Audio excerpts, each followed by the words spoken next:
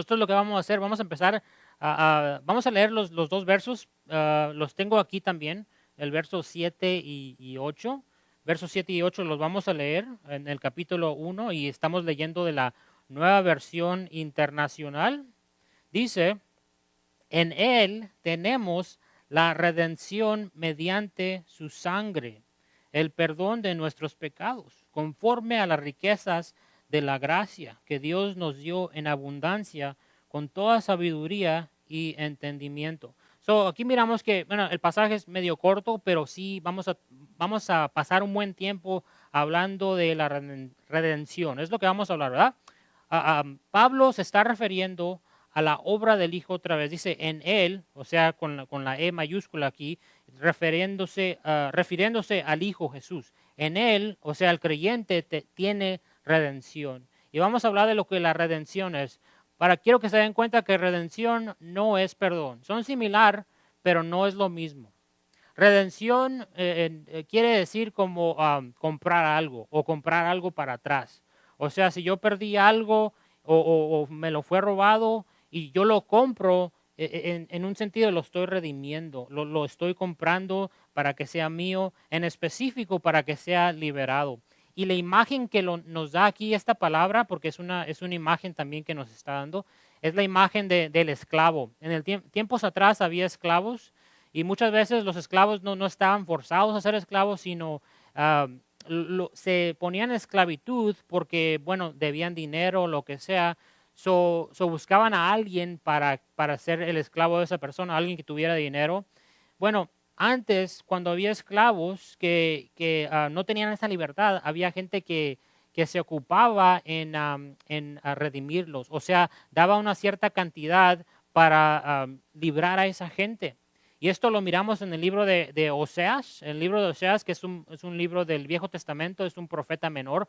Miramos que este hombre se casa con una mujer que se llama Gomer, o Gomer en español, y esta mujer era una mujer que era medio, ¿cómo les puedo decir? Adúltera, una mujer que le gustaba andar en la calle y todo esto. Bueno, este hombre, Oseas, se casó con esta mujer y hubo un tiempo que ella, cuando estaba en la calle, fue capturada y fue puesta en esclavitud y la estaban vendiendo en la calle durante este tiempo. ¿Y qué hace Oseas como un buen esposo? ¿Se divorcia y la deja? No. Lo que hace es enseñar el amor de Dios. O sea, hizo algo que no cualquier persona lo hiciera. Y hizo Oseas fue comprarla. O sea, Dios no tuvo que hacer esto, pero él lo hizo porque la amaba y dio una cierta cantidad para redimir a esta mujer, a su esposa. Y de aquí viene la palabra redención o redimir a alguien, comprar algo para atrás. Recuerdo pienso que ya son como 3 años, estamos viniendo de San Diego y paramos ahí en el centro. No recuerdo la tienda, pero paramos y mi hija Jackie tenía un iPod y se lo olvidó en la tienda y no recordó, no se acordó de esto hasta que ya veníamos como llegando para ¿cómo se llama? Winter Haven aquí. Y hablamos en la tienda porque no queríamos manejar hasta atrás y manejar para atrás y no estuviera el iPod este que perdió. Y hablamos y los de la tienda nos dijeron que ya no estaba, que no miraron nada, que no había nada ahí. Entonces pasó el tiempo y se me hace como un mes después recibo una llamada por teléfono y esos electrónicos tienen clave, pues no nomás lo pueden conectar, ocupan la clave. Y en la clave, cuando se pierde, enseña un número de teléfono. Si quieres la clave, tienes que marcar el número de teléfono, que viene siendo el mío. Y esta persona que tenía este iPod ya era un muchacho, un joven de 17, 18 años que está en Mexicali. Y me dijo que había comprado este iPod, se lo había comprado a alguien del centro, que se lo había vendido y él lo compró como un regalo para su hermano. Y quería la clave y me estaba ofreciendo dinero para la clave. Le dije, pues mi hija lo perdió, alguien se lo robó. Y bueno, nos juntamos ahí en Calexico. Yo crucé y ahí lo miré y sí era un joven. Y para mi sorpresa también era creyente y era líder de alabanza. Y sí, yo le creí la historia que sí perdió dinero en comprar esto, no sabía que era robado, pensaba que se lo estaba comprando al dueño verdadero. So, no le di todo el dinero, pero le di cierto dinero y él me dio el iPad para atrás. Y lo hice porque quiero a mi hija y se lo quise dar.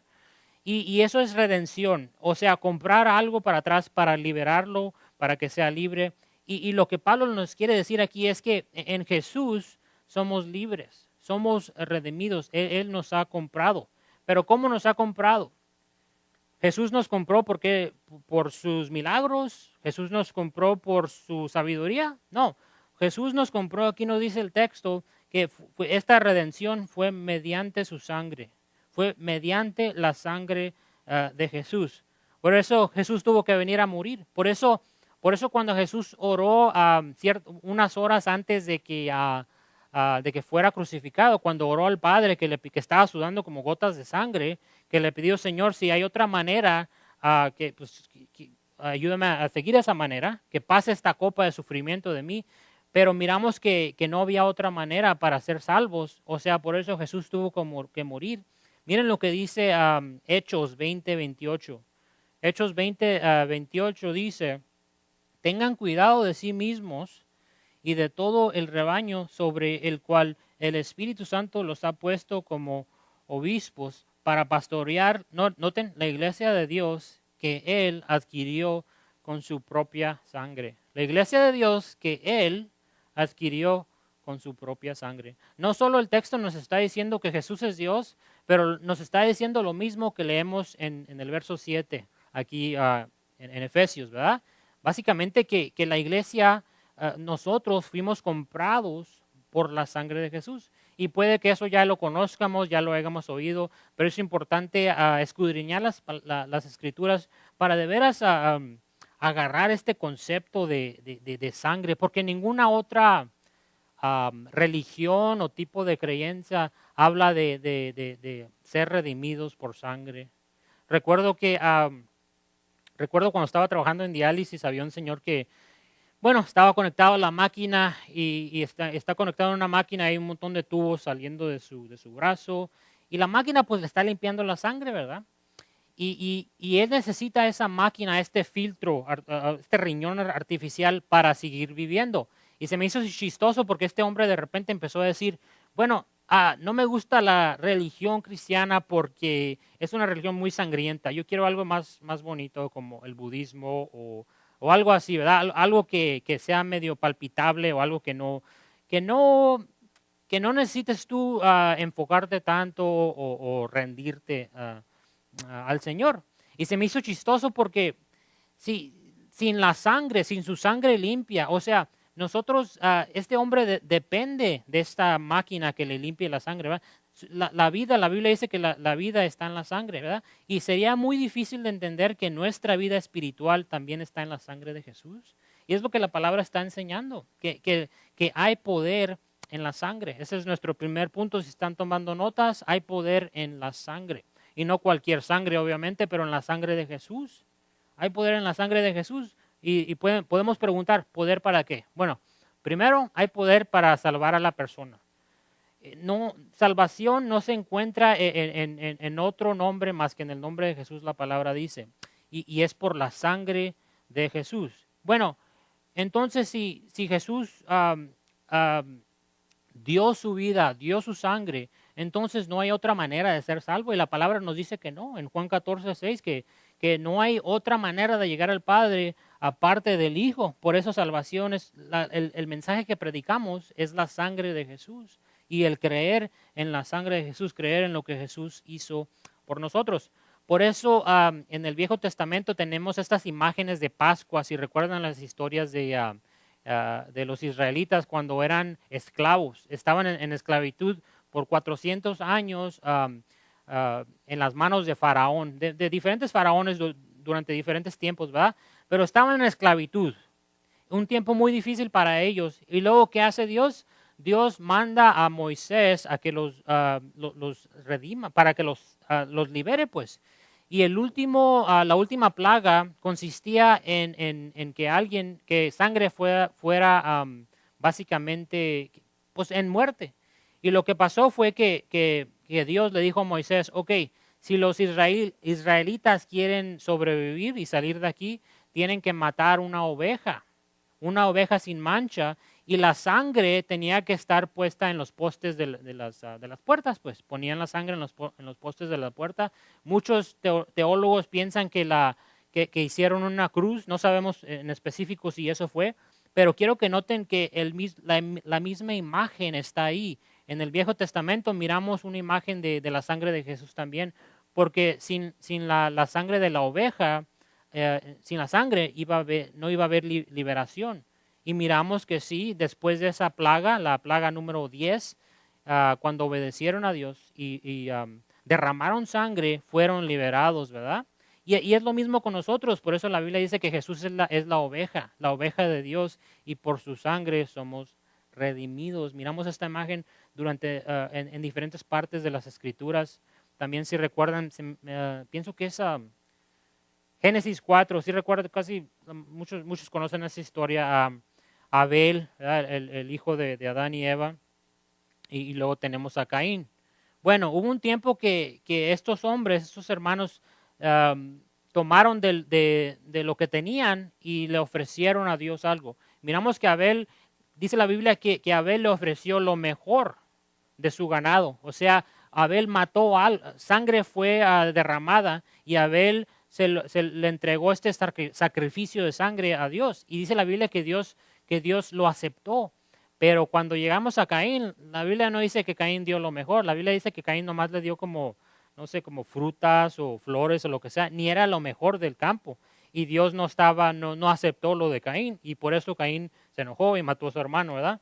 Y ahí miramos el primer asesinato. Es interesante porque Caín sí derramó sangre, pero de una manera negativa, una manera mala. Y aquí miramos otra imagen también. Dios acepta el sacrificio de sangre. Pero ahora, ya que Jesús murió, no es necesario derramar sangre, porque la sangre ya ha sido derramada para nosotros. Por eso hay poder en la sangre de Jesús. ¿Poder para qué? Poder para salvar nuestro matrimonio, poder para salvar a la persona de las tinieblas, poder para hacer muchas cosas, pero todo se encuentra en la vida de Jesús. Pero también hay poder para vivir vidas diferentes. Miramos esto en 2 de Corintios capítulo 5, 15. Dice, y Él murió por todos para que los que viven ya no vivan para sí, sino para Él, que murió por ellos y fue resucitado. O sea, en un sentido, Jesús murió una muerte terrible para que nosotros tuviéramos una vida libre. Muerte terrible para tener una vida libre. Y ustedes que conocen al Señor saben que en realidad somos libres en Jesús, y no viene de nosotros, no viene porque soy una buena persona, porque no lo soy, sino el bueno es Jesús que nos cambia por dentro. Y es lo que miramos aquí. Bueno, entonces, ¿qué tenemos que hacer? Si miramos lo que Jesús tuvo que hacer, yo como creyente, ¿cómo tengo que responder? Y miramos en el texto aquí que sí hay una respuesta, sí hay una obligación en nuestra parte.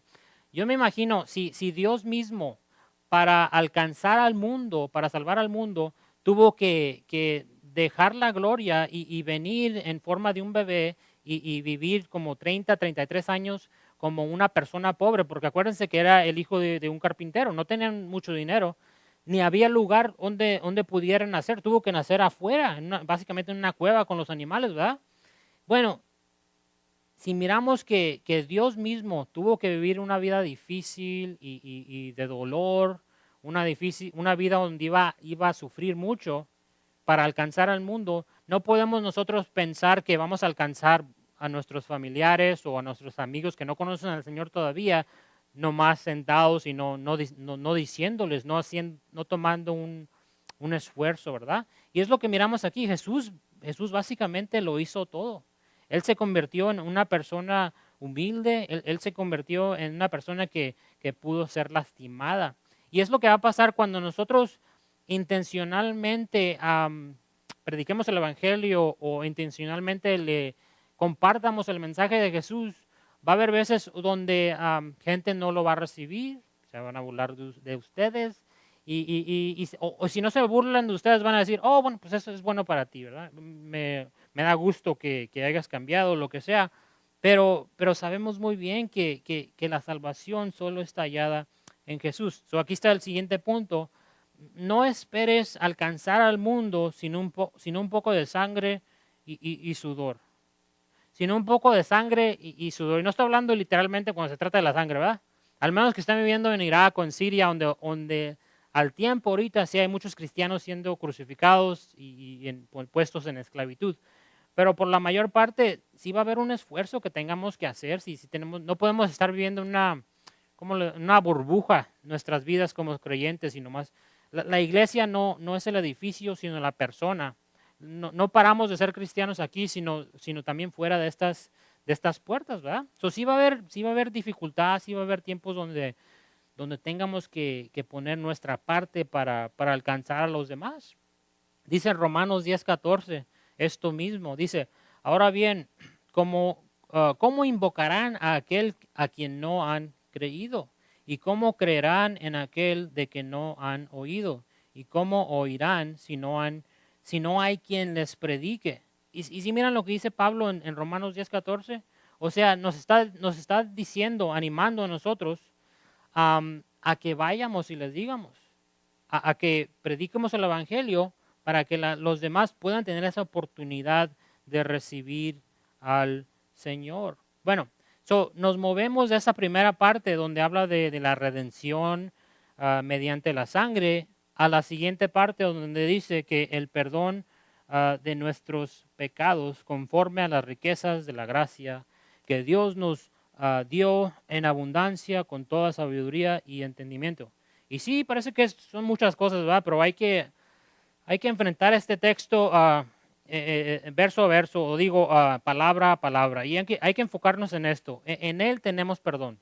No solo tenemos redención, no solo somos comprados, sino también ahora tenemos perdón de nuestros pecados. Y eso es algo que nos tiene que dar alegría, porque la Biblia dice que el alma que peca va a morir, y por eso Jesús tuvo que morir para redimirnos de la muerte. O sea, ya, aunque sí, en este tiempo, si morimos hoy, sí, nuestro cuerpo se va a pudrir, o si nos queman el cuerpo, se va a hacer cenizas, no importa, pero el espíritu se va con Dios, ¿verdad?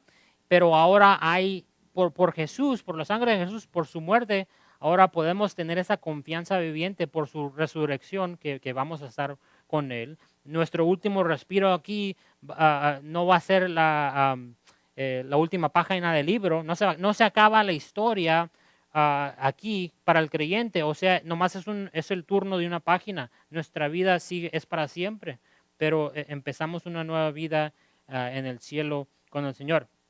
Entonces, si el perdón no es redención, ¿qué es el perdón?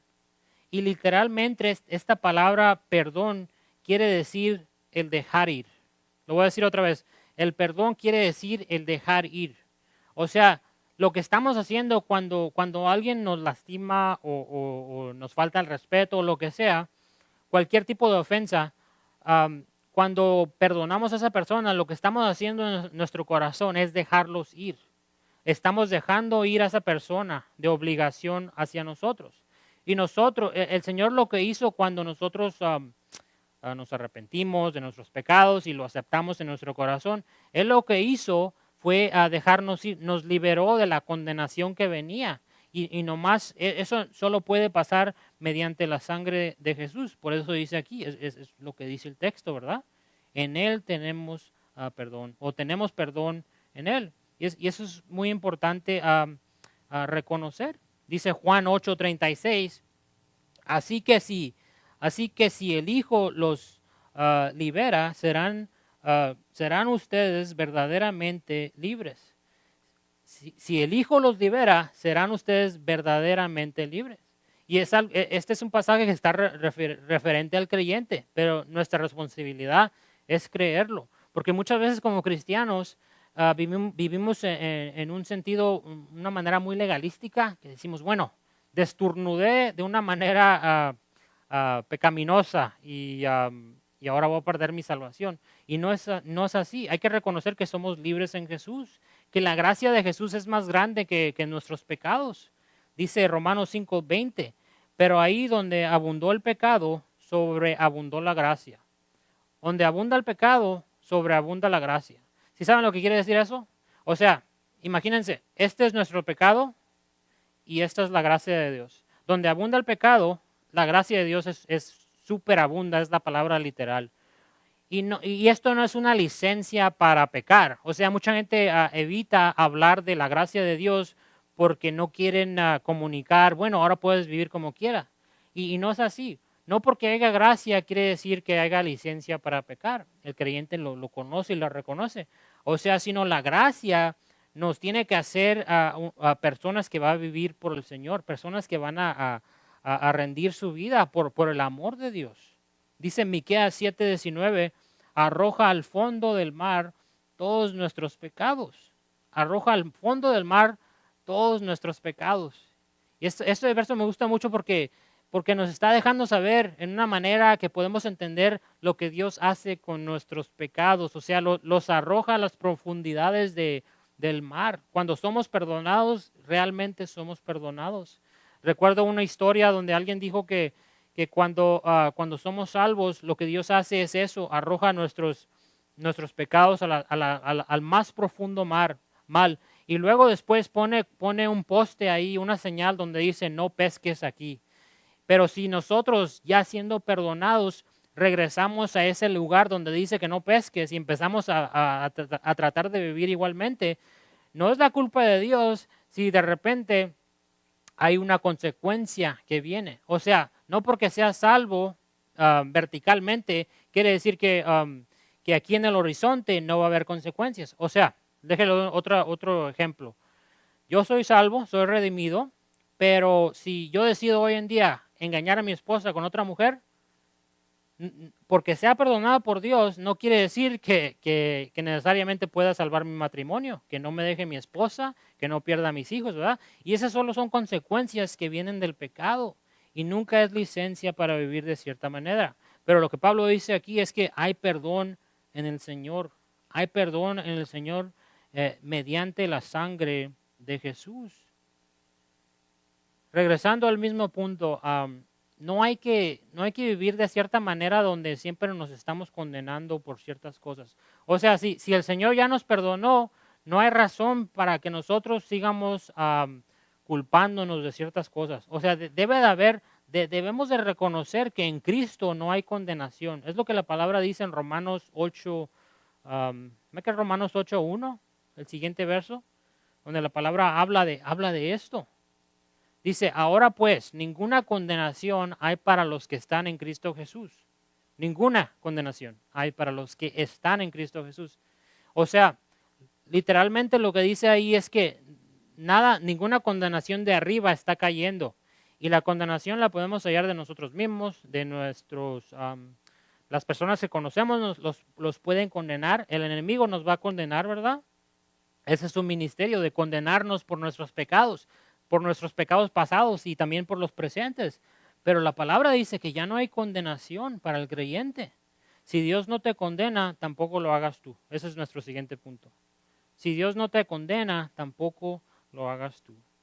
Porque es una cosa que Dios haya abrido las puertas y los haya liberado de la esclavitud que teníamos en el pecado.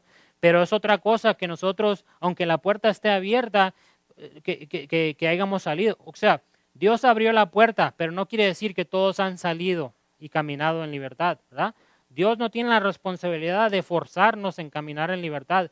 La palabra nomás dice, ya has sido liberado por la sangre de Jesús. Es tu decisión si lo vas a creer y caminar con esa confianza, siendo libre, sabiendo que hay perdón mediante la sangre de Jesús.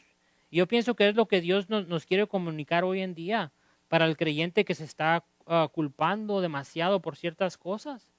O sea, sí, es importante, cuando pecamos, decir, Señor, perdóname, pero sabiendo que sí hay perdón en el Señor. Él es fiel y nos perdonará. No por nosotros, sino por la sangre de Jesús. Y es lo que el pasaje dice aquí. Recuerdo una historia donde un muchachito que tenía su primera soltera fue a visitar a su abuela y su abuela tenía patos, ¿verdad? Y se imaginan lo que pasó. Agarra su resoltera, le pone una piedra y le apunta al pato y después miramos que el pato está flotando ahí y está muerto ya. Bueno, voltea y mira a ver quién lo estaba mirando y se da cuenta que su hermanita lo miró. Y no la pensó mucho, escondió el pato, lo enterró en un lado y luego se fueron a la casa con sus abuelos. Y ya después de unas horas dice el abuelo, yo y vamos a decir que se llama Juan, yo y Juanito vamos a ir a pescar, ¿verdad? Y Juanito agarra ¿cómo se llama? Para pescar, pues, la caña para pescar, no sé cómo se llama en español. Bueno, la niña le quita la caña y dice, oh, no te preocupes, abuelo, Juanito dice que yo voy a ir y le dice en su oído, ¿te acuerdas del pato? Y el niño le da la caña y la deja ir porque no quiere que lo descubran, ¿verdad? Y esto pasó por unos días, haciendo que el niño que le lavara los trastes, que hiciera todo el trabajo que la niña tenía que hacer. El niño se convirtió en su esclavo. Hasta que el niño estaba afuera y empezó a llorar porque estaba cansado de ser esclavo de su hermana. Y la abuela le dice a Juanito, Juanito, yo miré cuando mataste al pato y te perdoné porque te quiero. Pero le dijo la abuela al niño, pero quería mirar por cuánto tiempo ibas a dejar que tu hermana te hiciera un esclavo. Y así es con el creyente también muchas veces. Ya somos libres, ya no hay condenación que está viniendo del Padre, pero a veces dejamos que los demás nos hagan esclavos.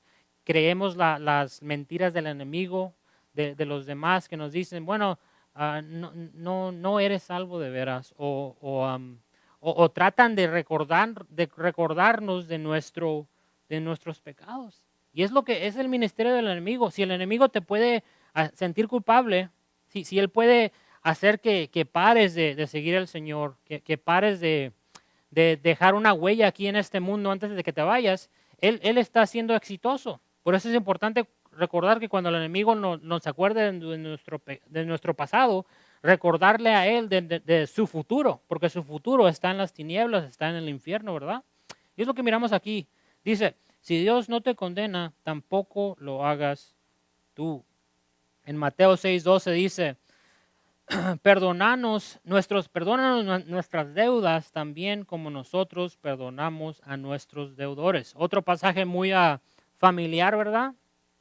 Aquí miramos este pasaje, esto es una oración común, pero es interesante porque aquí básicamente estamos diciendo al Padre, a Dios, Señor, perdónanos a nosotros nuestras deudas, así como nosotros perdonamos las deudas de otros. Pero ¿cuántas veces de veras estamos perdonando de los demás?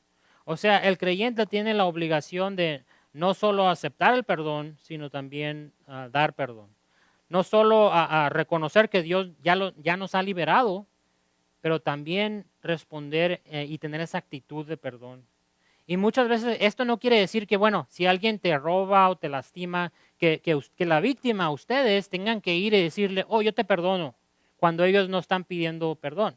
Pero sí es importante reconocer que si ellos sí vienen, si reconocen su pecado, que nosotros no se lo, básicamente que nosotros los liberemos en ese sentido. Pero así como Jesús también, cuando los religiosos, los romanos, se burlaban de él, cuando él estaba colgado en la cruz, ¿recuerdan su oración al Padre? Que le dijo al Padre, Papá, perdónalos, no saben lo que hacen. Sí, miran lo que Jesús hizo ahí. Ellos no le estaban pidiendo perdón en ese momento, pero eso no le importó a Jesús, porque Jesús no se iba a ir al cielo sin dejarlos liberarlos a ellos. Y en un sentido lo que nosotros hacemos es esto. Bueno, si no me piden perdón está bien, pero yo los voy a perdonar verticalmente. O sea, en mi corazón yo no voy a dejar ese veneno de no perdonar que se mantenga ahí, ese veneno de rencor y cosas así, ¿verdad? Esas cosas nomás nos destruyen. Alguien dijo que no perdonar es como querer matar a cucarachas, pero tomándote el veneno tú mismo. Eso no sirve, ¿verdad? Y es lo mismo, cuando no perdonamos a alguien, lo que estamos haciendo es destruirnos a nosotros mismos. Y el que sale perdiendo es la víctima, es la persona que básicamente no quiere dejar ir a la persona que lo ha lastimado, que le ha hecho cosas malas. Y eso es nuestro último punto, si están tomando notas. El perdón es el dejar ir aquello que te ata. El perdón es dejar ir aquello que te ata. Cuando perdonamos, estamos dejando ir a los que nos han lastimado. O sea, cuando no perdono a alguien, lo que estoy haciendo es me estoy poniendo como esclavo de esa persona, porque cada vez que pasa la persona esa persona toma cautiva mis pensamientos y empiezo a pensar de esa persona como me lastimó y como no me cae bien y esto y que lo otro, ¿verdad? Y no debe de ser así. Para ser libres de eso también hay que perdonarlos, no por ellos, sino por nosotros, ¿verdad? Para que nosotros sigamos siendo libres, sigamos viviendo en la paz de Dios, en la gracia de Dios y todas esas cosas que proceden cuando tenemos una vida saludable espiritualmente hablando. Y es lo que miramos aquí, ¿verdad? ¿Sí o no? Jesús nos perdonó. Nuestra respuesta es perdonar a los demás también. Y es un mensaje muy importante de reconocer porque en la iglesia, creyente o no creyente, siempre hay veces donde sí, hay tiempo que guardamos rencor y por eso ocupamos gracia y más gracia del Señor para que Él siga transformando nuestras vidas. Y es lo que miramos aquí con Pablo en estos dos versos, donde habla de que somos redimidos por el Hijo mediante su sangre y también somos perdonados. Aquí vamos a acabar y con esto vamos a meditar y esperar que el Señor siga trayéndonos la aplicación necesaria para el vivir. Hay que cerrar en oración. Señor, te damos gracias otra vez por tu palabra. Pedimos que tú hagas esa obra, Señor. En nosotros mismos, Señor, somos débiles. No tenemos las fuerzas suficientes para seguir adelante, Señor. Batallamos y tratamos de hacer las cosas a nuestra manera y encontramos, Señor, encontramos que somos débiles, que podemos hacer ciertas cosas, pero sin ti, Señor, no vale la pena. Pedimos, Señor, que tú cambies nuestros corazones, que tú nos ayudes a seguirte a ti, Señor. Llénanos de tu Espíritu Santo. Te pedimos esto en el nombre de Jesús. Amén.